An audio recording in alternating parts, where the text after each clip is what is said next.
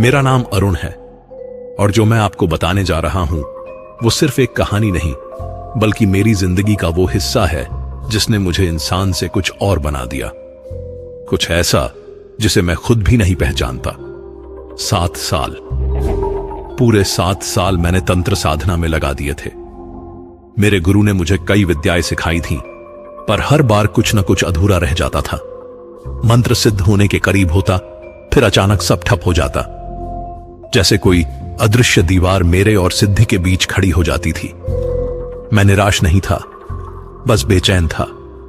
हर साधक की तरह मुझे भी एक ही चाहत थी, सिद्धि, वो ताकत जो इस दुनिया में मुझे खास बना दे। लोग मेरे पास आए, मेरी शरण में आए, मुझे सम्मान दे, पैसा, प्रतिष्ठा, शक्ति, सब कुछ। पर यह सब पाने के लिए मुझे वो एक कदम उठाना था जो मेरे गुरु ने कभी नहीं बताया था। उस रात मैं श्मशान के किनारे बैठा था।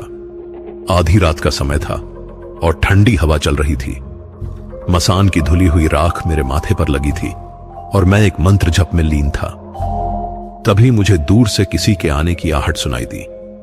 पहले तो मैंने सोचा कोई श्मशान घाट का कर्मचारी होगा, पर जैसे जैसे वो आवाज नजदीक आई मुझे एहसास हुआ कि यह कदमों की आवाज नहीं थी, यह कुछ और था, जैसे कोई जमीन पर घिसटता हुआ आ रहा हो। मैंने आंखें खोली तो सामने एक बूढ़ा अघोरी खड़ा था। उसके बाल सफेद और उलझे हुए थे, शरीर पर सिर्फ एक फटी हुई धोती थी और उसके माथे पर 3 लाल तिलक थे जो खून जैसे दिख रहे थे। पर सबसे अजीब उसकी आंखें थीं। वो आंखें, वो मुझे देख नहीं रही थीं, बल्कि मेरे भीतर झांक रही थीं। तू साधक है? उसकी आवाज गले से नहीं बल्कि पेट से निकलती हुई लगी। मैंने सिर हिलाया। हां महाराज। वो पास आया और मेरे चेहरे को ध्यान से देखने लगा, फिर धीमे से हंसा। उसकी हंसी में कोई खुशी नहीं थी, बल्कि एक अजीब सी चुनौती थी। सालों से साधना कर रहा है पर सिद्धि नहीं मिली। सही कहा मैंने। मैं हैरान रह गया। मैंने उसे कभी देखा नहीं था, फिर भी वो मेरे बारे में कैसे जान गया? कैसे पता चला आपको? उसने मेरी आंखों में देखा। तेरी आंखों में भूख है, लालच की भूख, सिद्धि की भूख। ये भूख मैं दूर से भी पहचान लेता हूं। तू चाहता है कि लोग तेरे पैर छुएं, तेरा नाम ले और तू ताकतवर बने, पर तेरे गुरु ने तुझे असली रास्ता नहीं बताया, है ना? मेरा गला सूख गया। वो बिल्कुल सही कह रहा था। महाराज, अगर आप जानते हैं तो मुझे बता दीजिए, मैं कुछ भी करने को तैयार हूं, कुछ भी। वो अघोरी फिर हंसा और इस बार उसकी हंसी और भी डरावनी लगी।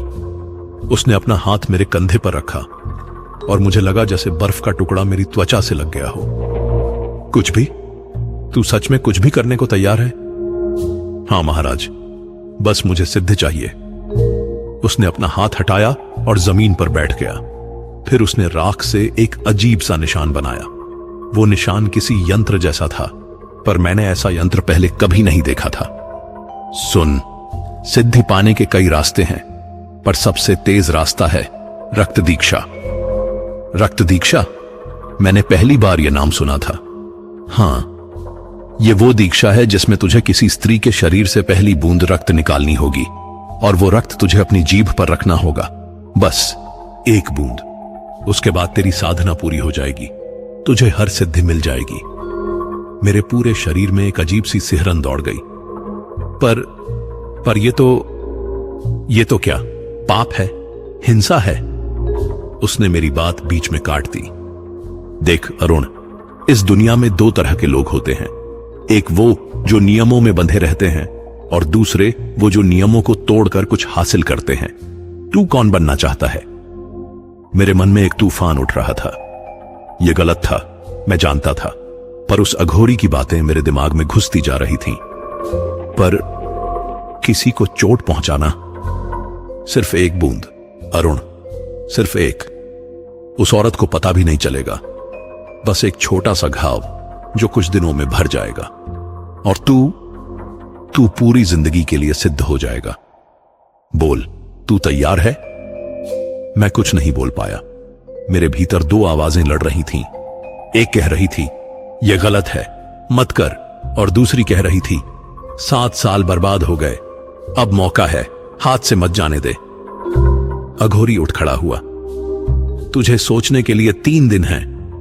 3 दिन बाद अगर तू तैयार है तो अगली अमावस्या की रात यहां आ जा। मैं तुझे बाकी की विधि बता दूंगा, पर याद रख, अगर तूने एक बार यह रास्ता चुन लिया तो वापस नहीं लौट पाएगा, समझा? मैंने सिर हिलाया।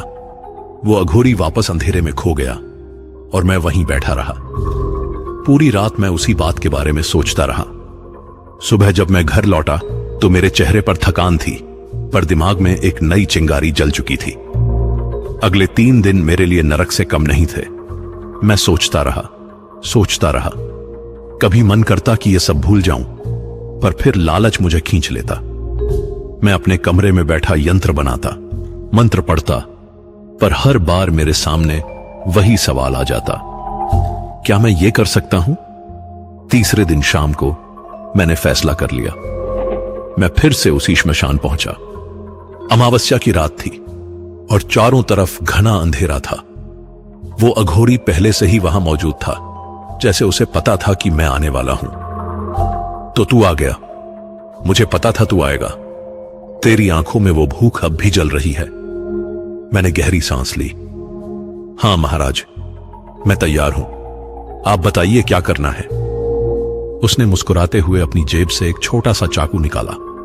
वो चाकू काला था और उस पर अजीब से निशान बने थे। यह चाकू ले, इसे हमेशा अपने पास रख। जब भी तुझे कोई स्त्री अकेली मिले तो उसकी कलाई पर बस एक छोटा सा घाव बना देना, बस इतना कि एक बूंद खून निकल आए। उस खून को अपनी जीभ पर रखना और 3 बार यह मंत्र बोलना, ओम ह्रीं श्रीं क्रीं परमेश्वरी कालिके स्वाहा। बस तेरी सिद्धि पूरी हो जाएगी। मैंने वो चाकू अपने हाथ में लिया। वो बहुत ठंडा था, जैसे बर्फ में रखा हुआ हो। पर याद रख अरुण, एक बार तूने ये किया तो तेरी जिंदगी बदल जाएगी, हमेशा के लिए। मैंने उस चाकू को अपनी जेब में रख लिया और वहां से चला गया। उस रात मुझे नींद नहीं आई। मैं बस उस चाकू को देखता रहा और सोचता रहा। अगले कुछ दिन मैं सामान्य की तरह रहने की कोशिश करता रहा, पर मेरे भीतर कुछ बदल चुका था। जब भी मैं किसी औरत को देखता, मेरे दिमाग में एक ही बात आती, बस एक बूंद। मैं खुद से लड़ता रहा। मैं नहीं चाहता था कि मैं ऐसा करूं, पर लालच बहुत ताकतवर होता है। वो धीरे धीरे तुम्हारे मन को खा जाता है और तुम्हें वो इंसान बना देता है जो तुम कभी नहीं बनना चाहते थे। और फिर एक रात बारिश में मेरी नजर एक युवती पर पड़ी। वो अकेली थी, भीगी हुई और सुनसान रास्ते पर चल रही थी। मेरे हाथ कांपने लगे। मेरा दिल जोर जोर से धड़कने लगा। बस एक बूंद, सिर्फ एक। मेरे भीतर की आवाज चिल्लाई, मत कर, यह गलत है। पर मेरे पैर खुद ब खुद उस युवती की तरफ बढ़ने लगे। मैं अपने आप को रोकना चाह रहा था, पर नहीं रोक पा रहा था। सिद्धि की भूख ने मुझे पूरी तरह अपनी गिरफ्त में ले लिया था। और उस रात मैंने वो कदम उठा लिया जिसने मेरी पूरी जिंदगी बदल दी, हमेशा के लिए। उस रात की बारिश मुझे आज भी याद है। हर बूंद, हर आवाज, हर पल, जैसे वो पल समय में जम गया हो और बार बार मेरे सामने आ जाता हो। मैं उस सुनसान गली में खड़ा था और वो युवती मुझसे कुछ ही कदम दूर थी। उसके कपड़े बारिश से भीगे हुए थे और वो तेजी से चलने की कोशिश कर रही थी। शायद घर पहुंचने की जल्दी थी उसे। शायद उसे पता था कि इतनी रात में अकेले सड़क पर चलना खतरनाक हो सकता है, पर उसे क्या पता था कि सबसे बड़ा खतरा उसके पीछे खड़ा था। मेरे हाथ में वो काला चाकू था, मेरी जेब में छुपा हुआ। मेरी उंगलियां उसे इतनी जोर से पकड़े हुए थीं कि मेरे पोरों का रंग सफेद हो गया था। मेरे दिल की धड़कनें इतनी तेज थीं कि मुझे लगा कि वो युवती उन्हें सुन लेगी। क्या कर रहा है तू? मेरे भीतर की आवाज चिल्लाई। ये इंसान है, कोई जानवर नहीं। उसकी भी मां होगी, परिवार होगा। तू क्या करने जा रहा है? पर मेरे दिमाग का दूसरा हिस्सा कुछ और ही कह रहा था। बस एक बूंद, सिर्फ एक छोटी सी बूंद। उसे दर्द भी नहीं होगा और तू सिद्ध हो जाएगा। 7 साल की मेहनत रंग लाएगी। लोग तेरे पैर छुएंगे, तेरा नाम लेंगे। बस एक बूंद। मैं आगे बढ़ा। एक कदम, फिर दूसरा। उस युवती को मेरी आहट सुनाई दी और उसने पीछे मुड़कर देखा। उसकी आंखों में एक पल के लिए डर झलका, पर फिर उसने सोचा शायद कोई और राहगीर है। वो फिर से आगे चलने लगी, पर इस बार उसकी चाल और तेज हो गई थी। मैंने अपनी रफ्तार बढ़ाई। मेरे पैर खुद ब खुद चल रहे थे, जैसे मैं अपने शरीर पर से कंट्रोल खो चुका था। अरुण, रुक जा, अभी भी वक्त है, मेरी अंतरात्मा चीख रही थी। पर मैं नहीं रुका। मैं उसके और करीब पहुंच गया। अब हम दोनों के बीच बस कुछ फीट का फासला था। वो गली संकरी थी, दोनों तरफ पुरानी इमारतें थीं और कोई भी नहीं था वहां, सिर्फ मैं, वो और बारिश। तभी उसने फिर से पीछे मुड़कर देखा। इस बार उसकी आंखों में साफ डर था। कौन है? उसकी आवाज कांप रही थी। मैं चुप रहा। मेरा गला सूख चुका था। क्या चाहिए आपको? मेरे पास पैसे नहीं हैं। उसने जल्दी से अपना हैंडबैग सामने कर दिया। मैंने अपना सिर हिलाया। मुझे पैसे नहीं चाहिए। वो और डर गई। उसने पीछे हटने की कोशिश की, पर उसके पीछे एक दीवार थी। तो फिर क्या चाहिए? उसकी आवाज अब लगभग फुसफुसाहट बन चुकी थी। मैं उसके सामने खड़ा हो गया। बारिश की बूंदें हम दोनों के चेहरे पर गिर रही थीं। मैंने अपनी जेब से वो काला चाकू निकाला। उसकी आंखें फैल गईं। वो चीखने वाली थी, पर मैंने जल्दी से अपना हाथ उसके मुंह पर रख दिया। चुप रहो, मैंने कहा, पर मेरी आवाज भी कांप रही थी। मैं तुम्हें नुकसान नहीं पहुंचाऊंगा। बस एक छोटी सी चीज चाहिए मुझे। उसकी आंखों से आंसू बहने लगे। वो मुझसे छूटने की कोशिश कर रही थी, पर मैं उसे कसकर पकड़े हुआ था। प्लीज मुझे जाने दीजिए, मैं किसी को नहीं बताऊंगी। वो रो रही थी। मेरा दिल टूट रहा था। मैं ये सब नहीं करना चाहता था, पर मेरे हाथ नहीं सुन रहे थे। मैंने उसकी कलाई पकड़ी। वो संघर्ष कर रही थी, चिल्लाने की कोशिश कर रही थी, पर उस सुनसान गली में कोई नहीं था जो उसकी आवाज सुनता। माफ करना, मैंने फुसफुसाया। मुझे माफ कर देना। और फिर मैंने चाकू की नोक उसकी कलाई की नाजुक त्वचा पर रख दी। मेरे हाथ कांप रहे थे, बुरी तरह कांप रहे थे। मैंने आंखें बंद कर ली। बस एक बूंद, बस एक। और फिर मैंने हल्का सा दबाव डाला। एक छोटी सी चीख। उसकी कलाई पर एक पतली लाल लकीर उभर आई, और फिर एक छोटी सी लाल बूंद। समय रुक गया। वो बूंद धीरे धीरे उसकी कलाई से नीचे की ओर बहने लगी। बारिश की बूंदें उसे धोने की कोशिश कर रही थीं, पर मैंने जल्दी से अपनी उंगली उस बूंद के नीचे रख दी। वो लाल बूंद मेरी उंगली पर थी, इतनी छोटी पर इतनी भारी। उस युवती की सिसकियां मेरे कानों में गूंज रही थीं। वो डर से कांप रही थी और मुझसे नजरें मिलाने की हिम्मत नहीं कर पा रही थी। मैंने अपनी उंगली अपनी जीभ पर रख ली। जैसे ही वो बूंद मेरी जीभ को छुई, मेरे पूरे शरीर में एक अजीब सी लहर दौड़ गई। ठंडी, बहुत ठंडी, और फिर गर्म, बहुत गर्म। मैंने अपनी आंखें खोली और 3 बार वो मंत्र बोला जो अघोरी ने सिखाया था। ओम ह्रीं श्रीं क्रीं परमेश्वरी कालिके स्वाहा। जैसे ही मैंने तीसरी बार मंत्र पूरा किया, आसमान में बिजली कड़की, इतनी तेज कि पूरी गली रोशनी से जगमगा उठी। और उसी पल मुझे लगा जैसे पूरी दुनिया मेरे सामने झुक रही हो। मेरे भीतर एक अजीब सी ताकत आ गई, जैसे मेरी नसों में आग दौड़ रही हो। मेरी आंखें चमक उठी, मेरे कान तेज हो गए। मुझे हर आवाज सुनाई देने लगी। दूर की बारिश की बूंदें, किसी कुत्ते के भौंकने की आवाज, किसी खिड़की के खुलने की आवाज। मैंने अपने हाथों को देखा। वो चमक रहे थे, हल्की सी लाल चमक।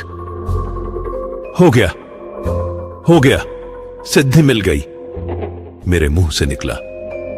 मैंने उस युवती को छोड़ दिया। वो तुरंत दूर भाग गई, रोती हुई, डरी हुई।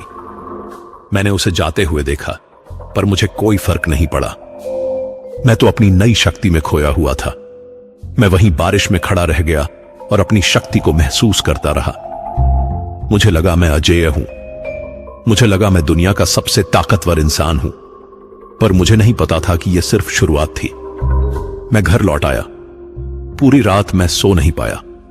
मेरे शरीर में इतनी ऊर्जा थी कि मुझे लगा मुझे नींद की जरूरत ही नहीं है। मैं अपने कमरे में बैठा मंत्र पढ़ता रहा और मुझे लगा हर मंत्र पहले से ज्यादा ताकतवर हो गया है। सुबह हुई। मैंने खिड़की से बाहर देखा। दुनिया अलग दिख रही थी, ज्यादा साफ, ज्यादा चमकीली, जैसे मेरी आंखों पर से एक पर्दा हट गया हो। मैंने सोचा, यह है असली सिद्धि, अब मैं कुछ भी कर सकता हूं। पर दोपहर होते होते मुझे कुछ अजीब महसूस होने लगा। मेरे सिर में हल्का दर्द शुरू हुआ। मैंने सोचा शायद रात भर ना सोने की वजह से है, पर फिर वो दर्द बढ़ने लगा और बढ़ता ही गया। 3 बजे मैंने अपने माथे को छुआ।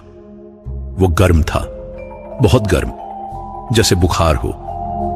4 बजे मुझे चक्कर आने लगे और 5 बजे जब मैं आईने में अपना चेहरा देखने गया तो मैं चीख पड़ा।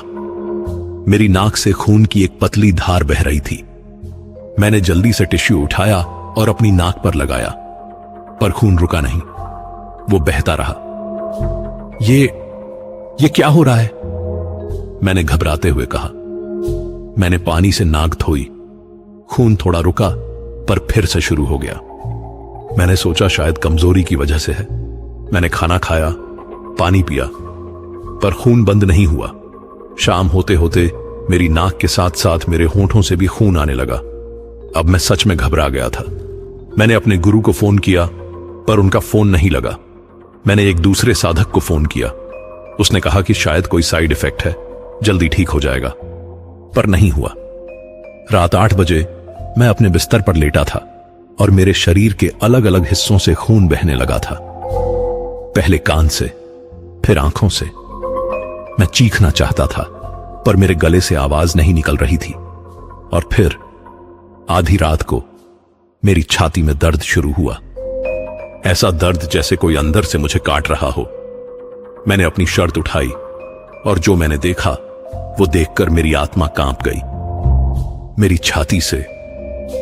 छाती से खून रिस रहा था, बिना किसी घाव के, जैसे मेरी त्वचा के छिद्रों से खून बाहर आ रहा हो।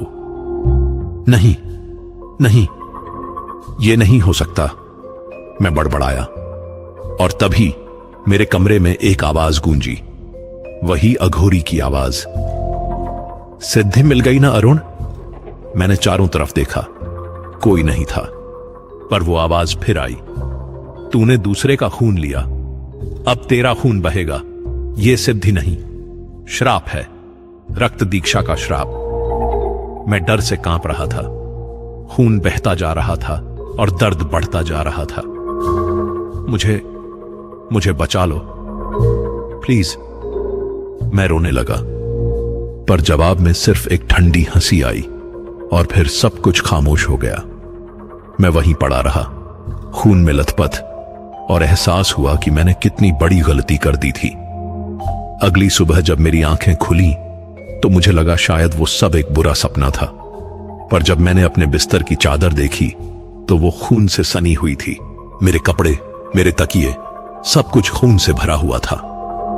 मैं उठने की कोशिश की तो मेरा पूरा शरीर दर्द से चीख पड़ा। हर मांसपेशी, हर हड्डी में दर्द था, जैसे मुझे किसी ने रात भर पीटा हो। मैं किसी तरह बाथरूम तक पहुंचा और आईने में देखा।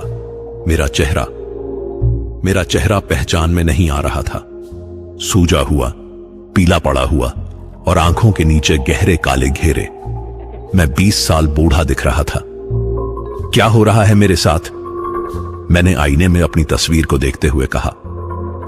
मैंने अपना मुंह धोया और जैसे ही मैंने अपना सिर ऊपर उठाया, मेरी नाक से फिर से खून की एक बूंद टपक पड़ी।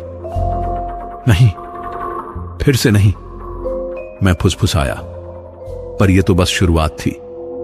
10 बजे तक मेरी नाक से खून की लगातार धार बह रही थी। कोई रुमाल, कोई कपड़ा काम नहीं आ रहा था। जितना मैं खून पोंछता उतना ही और आता। दोपहर तक मेरे कानों से भी खून बहने लगा। मैं डॉक्टर के पास जाना चाहता था, पर मुझे डर था कि वो क्या कहेगा। कैसे समझाऊंगा मैं उसे कि यह खून कहां से आ रहा है मैंने फिर से उस अघोरी को ढूंढने की कोशिश की। मैं उसी श्मशान पहुंचा जहां मैं उससे मिला था, पर वहां कोई नहीं था, सिर्फ राख और चिता की अधजली लकड़ियां। महाराज, कहां हैं आप? मैंने चिल्लाकर पुकारा। मुझे बचा लीजिए प्लीज। पर जवाब में सिर्फ हवा की सनसनाहट आई। मैं वहां 1 घंटे तक बैठा रहा, इंतजार करता रहा कि शायद वो आ जाए, पर नहीं आया। शाम होते होते मेरी हालत और बिगड़ गई। अब मेरे होंठों से भी लगातार खून बह रहा था। मेरा मुंह खून के स्वाद से भर गया था, जी मिचला रहा था और सिर चकरा रहा था। मैं घर लौट आया और अपने कमरे में बंद हो गया। मैंने सोचा कि शायद कुछ देर आराम करने से ठीक हो जाऊंगा, पर रात होते ही सब कुछ और भयानक हो गया। रात के 9 बजे थे। मैं अपने बिस्तर पर लेटा था, आंखें बंद किए हुए। तभी अचानक मुझे अपनी जांघ में तेज दर्द महसूस हुआ, ऐसा दर्द जैसे किसी ने सुई चुभो दी हो। मैंने जल्दी से अपनी पैंट ऊपर की और जो मैंने देखा वो देखकर मेरी चीख निकल गई। मेरी जांघ पर छोटे छोटे लाल धब्बे उभर आए थे और उन धब्बों से खून रिस रहा था, बिना किसी घाव के। बस ऐसे जैसे मेरी त्वचा के नीचे से कोई खून को बाहर धकेल रहा हो। नहीं नहीं, ये क्या हो रहा है? मैं रोने लगा। मैंने जल्दी से अपनी शर्ट उतारी। मेरी पूरी छाती पर वही लाल धब्बे थे, मेरी पीठ पर भी, मेरे हाथों पर भी। पूरे शरीर से खून रिस रहा था। मैं बाथरूम में भागा और शावर चालू कर दिया। पानी के नीचे खड़ा हो गया, सोचा शायद खून धुल जाएगा, पर जितना खून धुलता उतना ही और आता। पानी की धार लाल हो गई थी। मैं घुटनों के बल बैठ गया, हाथ जोड़े और रोने लगा। मुझे माफ कर दो, मुझे माफ कर दो, मैंने गलती की, बहुत बड़ी गलती की, मैं बार बार कहता रहा। तभी मुझे लगा जैसे बाथरूम का तापमान अचानक गिर गया हो, इतना ठंडा जैसे मैं बर्फ के कमरे में हूं। और फिर मैंने उसे देखा, शावर की भाप में एक परछाई, धुंधली, अस्पष्ट, पर वहां थी, और वो परछाई मेरी तरफ बढ़ रही थी। मैंने अपनी आंखें मली, सोचा शायद मुझे दिख रहा है, पर नहीं, वो परछाई साफ होती जा रही थी। और फिर मैंने उसका चेहरा देखा। वो वही युवती थी, वही जिससे मैंने खून लिया था, पर उसका चेहरा अब इंसानी नहीं रह गया था। उसकी आंखें लाल थीं, चमकती हुई लाल। उसके बाल हवा में लहरा रहे थे जैसे पानी में तैर रहे हों, और उसका मुंह, उसके होंठों से खून टपक रहा था। तुमने मेरा खून लिया, उसकी आवाज गूंजी, पर वो आवाज उसके मुंह से नहीं बल्कि हर दिशा से आ रही थी। मैं दीवार से सट गया। मैं माफी मांगता हूं, मैंने गलती की। गलती? वो हंसी। उसकी हंसी इतनी डरावनी थी कि मेरे रोंगटे खड़े हो गए।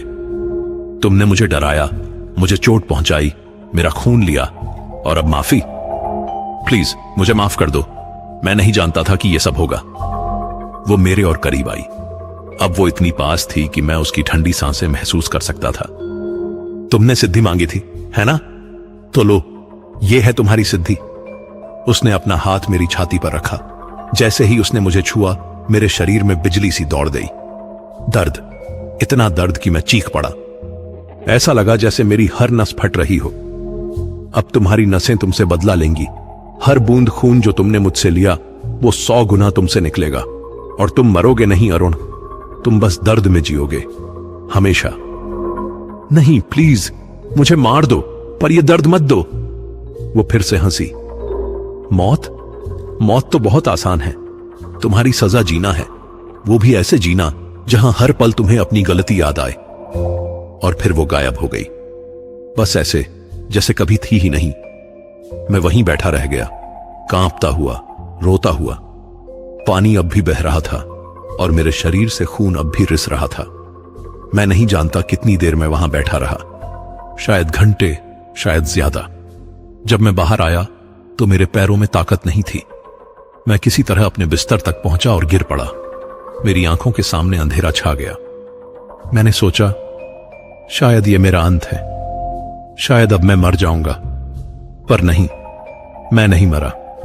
सुबह फिर से आई और मेरा दर्द अब भी वहीं था, खून अब भी बह रहा था। मेरे पैर अब लाल रंग में रंगे हुए थे। फर्श पर खून के धब्बे थे, दीवारों पर खून के निशान थे।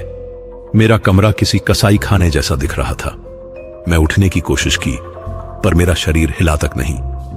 मैं बस वहीं पड़ा रहा, छत को देखता रहा, और तभी मैंने उसे सुना। वो आवाज, अरुण, अरुण। मैंने अपना सिर घुमाया। वो अघोरी मेरे कमरे के कोने में खड़ा था, मुस्कुरा रहा था। तुमने मुझे धोखा दिया, मैंने कहा। मेरी आवाज लगभग फुसफुसाहट थी। धोखा? वो हंसा। मैंने तुझसे झूठ नहीं बोला। मैंने कहा था सिद्धि मिलेगी, और मिली भी। तूने महसूस किया ना वो शक्ति, वो ऊर्जा। पर ये सब, ये सिद्धि की कीमत है अरुण। हर ताकत की एक कीमत होती है। तूने दूसरे का खून लेकर शक्ति पाई, अब तेरा खून बहेगा। यह प्रकृति का नियम है, संतुलन। तो क्या मैं ऐसे ही मरता रहूंगा? उसने सिर हिलाया। नहीं, तू मरेगा नहीं, बस पीड़ा में जिएगा। जब तक क्या? जब तक तू उसे माफी नहीं मांगता, उस युवती से, असली माफी, दिल से। पर वो एक देवी बन चुकी है, रक्त देवी। तूने उसके खून से अपनी सिद्धि पूरी की, तो वो भी अब एक शक्ति बन गई है। वो तेरी हर सांस पर नजर रख रही है। अगर तुझे बचना है तो उससे माफी मांग, पर याद रख, सिर्फ शब्दों से नहीं, तुझे सच में पछताना होगा। और फिर वो भी गायब हो गया। मैं वहीं पड़ा रहा। मेरे मन में हजारों सवाल थे, पर मेरे पास जवाब एक भी नहीं था। मुझे नहीं पता था कि आगे क्या होगा। मुझे नहीं पता था कि मैं इस दर्द से कैसे बचूंगा। बस एक बात पता थी, मैंने जो किया था वो मेरी जिंदगी की सबसे बड़ी गलती थी, और अब मैं उसकी कीमत चुका रहा था। हर पल, हर सांस, हर बूंद खून के साथ। अगले 2 दिन मेरे लिए नरक से कम नहीं थे। हर गुजरता पल, हर गुजरती सांस मेरे लिए एक नई यातना लेकर आती थी। सुबह होती तो मेरी नाक से खून बहना शुरू हो जाता, ऐसा खून जो रुकने का नाम ही नहीं लेता था। मैं रुमाल पर रुमाल भिगोता रहता, पर खून थमता नहीं था। दोपहर तक मेरी आंखों से खून के आंसू बहने लगते। हां, आंसू नहीं, खून। जब भी मैं पलकें झपकाता, मेरी आंखों से लाल बूंदें टपकती। दुनिया मुझे लाल धुंध में दिखती। हर चीज खून के रंग में रंगी हुई। शाम होते ही मेरी जांघों और पीठ से खून रिसने लगता। मेरे कपड़े चिपक जाते। हर कदम चलने पर दर्द होता, ऐसा दर्द जैसे कोई मेरी त्वचा को हजारों सुइयों से चुभो रहा हो। और रात तो सबसे भयानक होती थी। जैसे ही अंधेरा होता, मेरी छाती के भीतर से दर्द शुरू हो जाता। ऐसा लगता जैसे मेरे दिल को कोई अपने हाथों से निचोड़ रहा हो। मेरी सांसें फूलने लगती, पसीना छूटने लगता, और फिर मेरी छाती से खून बहना शुरू हो जाता। मैं चिल्लाता, रोता, गिड़गिड़ाता, रुक जा, बस रुक जा, मुझसे अब और नहीं सहा जाता। पर खून बहना बंद नहीं होता। मैंने सब कुछ करने की कोशिश की। डॉक्टर के पास गया, उसने टेस्ट किए, स्कैन किए, दवाइयां दी, पर कुछ काम नहीं आया। उसे समझ ही नहीं आया कि ये हो क्या रहा है। उसने कहा, मेरी सारी रिपोर्ट्स नॉर्मल हैं, कोई बीमारी नहीं है, पर खून तो बह रहा था, रोज, हर पल। मैंने तांत्रिकों को बुलाया, उन्होंने पूजा की, हवन किया, यंत्र दिए, पर कुछ फायदा नहीं हुआ। मैं हारने लगा था, मेरी हिम्मत टूटने लगी थी। तीसरे दिन की रात मैं अपने कमरे में था, फर्श पर बैठा था, दीवार के सहारे। मेरे चारों तरफ खून के धब्बे थे, मेरे कपड़े लाल थे, मेरे हाथ लाल थे, सब कुछ लाल था। मैं अब खड़ा भी नहीं हो पा रहा था। मेरे शरीर में ताकत नहीं बची थी। मैंने इतना खून खोया था कि मुझे आश्चर्य होता था कि मैं अब भी जिंदा कैसे हूं। मुझे मार दो, मैंने फुसफुसाया। भगवान, जो भी सुन रहा है, प्लीज मुझे मार दो, अब और नहीं। तभी हवा में एक ठंडक फैल गई। मैंने अपना सिर उठाया। वो फिर से आई थी, रक्त देवी, पर इस बार वो पहले से भी ज्यादा डरावनी लग रही थी। उसकी आंखें आग की तरह जल रही थीं। उसके बाल हवा में लहरा रहे थे। उसका शरीर एक अजीब लाल चमक से घिरा हुआ था। अभी भी माफी नहीं मांगी? उसकी आवाज गूंजी। मैंने अपना सिर झुकाया। माफ कर दो, मुझे माफ कर दो। ये शब्द हैं अरुण, सिर्फ शब्द। तुम्हारे दिल में अभी भी पछतावा नहीं है। तुम्हें अपने दर्द का दुख है, पर मेरे दर्द का नहीं। मैं रोने लगा। मैं सच में शर्मिंदा हूं। मैंने तुम्हारे साथ बहुत बुरा किया। तो अब क्या चाहते हो? मौत? हां, मुझे मार दो, इस दर्द से छुटकारा दे दो। वो मेरे पास आई। उसने अपना हाथ मेरे सिर पर रखा। उसका स्पर्श बर्फ से भी ठंडा था। मौत तो आसान है अरुण, पर तुम्हारी सजा मौत नहीं है। तुम्हारी सजा जीना है। जीना और हर पल अपनी गलती को याद रखना। पर यह कब तक चलेगा? जब तक तुम सच में नहीं बदलते, जब तक तुम्हारे भीतर का वो लालची, वो स्वार्थी इंसान नहीं मरता, तब तक। और फिर उसने कुछ ऐसा किया जिसकी मुझे उम्मीद नहीं थी। उसने मेरे माथे को छुआ और अचानक मेरे दिमाग में तस्वीरें आने लगी। उस रात की तस्वीरें, वो युवती, वो बारिश, वो गली। पर अब मैं उसकी नजरों से देख रहा था। मैंने महसूस किया उसका डर। जब उसने मुझे अपने पीछे आते देखा था, जब मैंने उसकी कलाई पकड़ी थी, जब चाकू की नोक उसकी त्वचा को छुई थी, उसका दर्द, उसकी चीख, उसके आंसू, और फिर उसके बाद के दिन।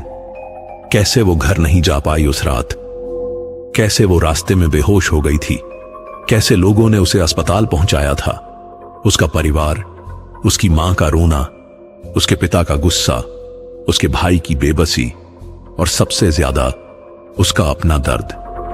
शारीरिक दर्द तो ठीक हो गया था, पर मानसिक दर्द, वो कभी ठीक नहीं हुआ। वो हर रात डरती थी, हर आवाज से चौंकती थी, हर अंधेरे से डरती थी। मैंने सब देखा, सब महसूस किया, और तब मुझे असली पछतावा हुआ। मैं फूट फूट कर रोने लगा। ये आंसू दर्द के नहीं थे, ये आंसू शर्म के थे, अपराधबोध के थे। मैंने क्या कर दिया? मैंने एक मासूम इंसान की जिंदगी बर्बाद कर दी, सिर्फ अपने लालच के लिए। मैंने अपने हाथ जोड़े, सिर झुकाया और दिल से माफी मांगी। मुझे माफ कर दो, प्लीज, मुझे माफ कर दो। मैंने एक पाप किया है, एक बहुत बड़ा पाप। मुझे जो भी सजा मिलनी चाहिए मैं स्वीकार करता हूं, पर तुमने जो दर्द झेला उसके लिए मैं सच में शर्मिंदा हूं। रक्त देवी ने मुझे देखा। उसकी आंखों में अब आग नहीं थी, कुछ और था, शायद करुणा। तुम बदल गए हो अरुण, आखिरकार तुम्हें एहसास हुआ। हां, मुझे एहसास हो गया, और मैं जीवन भर इसका पछतावा करूंगा। उसने अपना हाथ मेरी छाती पर रखा।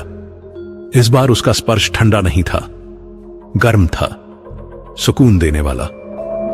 तुम्हारी सजा खत्म नहीं होगी अरुण, तुम्हें जीना होगा, पर अब तुम्हें एक मौका मिलेगा, एक मौका खुद को सुधारने का। मौका? हां, तुम जियोगे, पर अब तुम्हें दूसरों की मदद करनी होगी, उन लोगों की जो वैसी ही गलती करने वाले हैं जैसी तुमने की। तुम्हें उन्हें रोकना होगा, समझाना होगा, बचाना होगा। मैं वो करूंगा, मैं वादा करता हूं। और हां, उसने कहा, तुम्हारा खून बहना बंद हो जाएगा और तुम्हारे शरीर पर निशान रह जाएंगे हमेशा के लिए, ताकि तुम कभी ना भूलो कि तुमने क्या किया था। मैंने सिर हिलाया। मैं कभी नहीं भूलूंगा, कभी नहीं। वो मुस्कुराई, पहली बार, और फिर वो धीरे धीरे गायब होने लगी। एक आखिरी बात अरुण, उसकी आवाज आई, अगर तुमने फिर से कभी किसी को नुकसान पहुंचाया तो यह सब 2 गुना हो जाएगा, समझे? हां, मैं समझ गया। और फिर वो पूरी तरह गायब हो गई। मैं वहीं बैठा रहा, सन्नाटे में, और फिर मैंने महसूस किया खून बहना रुक गया था। मैंने अपने हाथों को देखा, अपनी छाती को छुआ। कोई खून नहीं। पहली बार 3 दिनों में कोई खून नहीं। मैं रोने लगा, खुशी से नहीं बल्कि राहत से और शर्म से। अगली सुबह मैं उठा और आईने में देखा। मेरे पूरे शरीर पर लाल निशान थे, जैसे किसी ने मुझे सैकड़ों बार काटा हो। वो निशान गहरे थे और मैं जानता था कि वो कभी नहीं जाएंगे। मैंने अपने कपड़े पहने, खून से सने उन कपड़ों को जला दिया, अपने कमरे को साफ किया, हर खून के धब्बे को, हर निशान को। और फिर मैंने एक फैसला किया, मैं अब कभी तंत्र मंत्र सिद्धि या शक्ति के पीछे नहीं भागूंगा। मैं एक सामान्य जीवन जीऊंगा और जहां भी मुझे कोई ऐसा मिलेगा जो उसी रास्ते पर चल रहा है, मैं उसे रोकूंगा, अपनी कहानी सुनाऊंगा, चेतावनी दूंगा। आज कई साल बीत चुके हैं उस रात को।